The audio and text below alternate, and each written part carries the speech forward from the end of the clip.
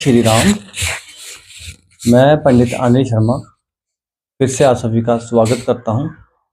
आज फिर हाजिर हूं कुछ नई जानकारी लेकर।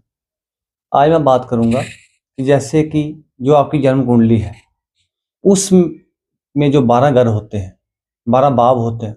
अगर उन 12 बाबों में से कुछ घर ऐसे भी होंगे जहाँ पे कोई ग्रह नहीं बैठा होगा, ना ही किसी ग्रह की वहाँ पे दृष्टि होगी, तो उस बाब को हम सोया हुआ मानते हैं। आज मैं आपको बताऊंगा कि अगर ऐसी स्थिति है तो कौन से ग्रह को हम स्ट्रांग करके मजबूत करके उस घर को हम दिखा सकते हैं। जैसे बात करेंगे पहले घर की। पहले घर में जो है वो, उसमें अगर हम मंगल को स्ट्रांग करेंगे, लग्न में अगर कोई ग्रह नहीं बैठा, किसी की दृष्टि नहीं है, हमें मंगल को स्ट्रांग करना पड़ेगा।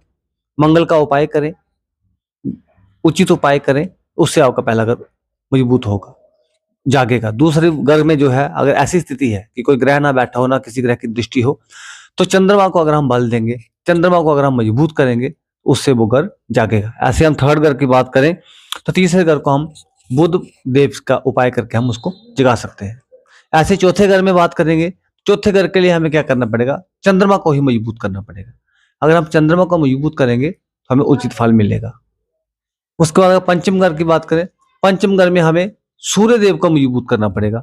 सूर्य देव का हम अगर उपाय करें, उनको स्ट्रांग करें, तो हमारा वो जो है वो घर जागेगा। ऐसे छठा घर है जो रोग रिपुरन का है, बड़ा महत्वपूर्ण घर है।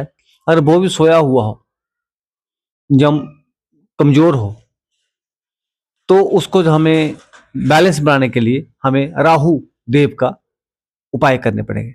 ऐसे अगर सप्तम घर की बात करें, सप्तम घर में भी अगर ऐसी स्थिति बन रही है तो आपको शुक्र देव का उपाय करना पड़ेगा।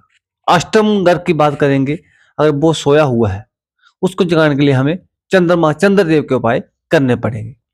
नवम घर जो भाग्य का घर है, भाग्य का घर है, धर्म स्थान का घर है, और वहां पे भी ऐसी स्थिति बनती है तो हमें गुरुदेव के, बृहस्पति के उपाय करने पड़ेंगे।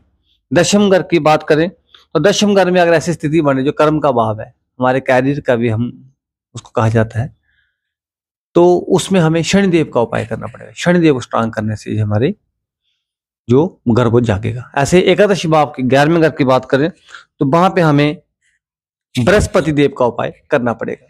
और अंत में जो मोक्ष का घर है, व्यर्थ के खर्चों का, चिंता का घर है, 12वां घर केतु का। केतु क्या अगर हम उपाय करेंगे, अगर सोया हुआ है स्थान है वो, तो केतु देव का उपाय करेंगे तो वो हमारा घर जागेगा। केतु देव के लिए हम डॉग्स फीडिंग, कुत्तों को भी सेवा कर सकते हैं। और जो जो मैंने आपको बताया, इन ग्रहों को स्ट्रांग करने के लिए रतन डाल सकते हैं, नाम जप, मंत्र जप आप कर सकते हैं, या अपनी जन्म पत्रिका दिखाकर किसी पंडित जी से आप अपना मार्गदर्शन ले सकते हैं। अंत में मेरा विनम्र निवेदन, अगर आपको मेरा जो बात करने, जो आपको बातें बताता हूँ अच्छी लगती है, तो मेरे चैनल को सब्सक्राइब करें, नोटिफिकेशन के बटन को ऑन करें। और अगर आप कोई भी जानकारी लेना चाहते हैं, घर में कोई विवाह, शादी, पूजा पाठ संबंधी कोई भी करवाना चाहते हैं, अपनी जन्म पत्रिका दिखाना चाहते हैं, वीडियो के नीचे दिए गए नंबर पे आप मेरे से संपर्क कर सकते हैं। जय श्री राम।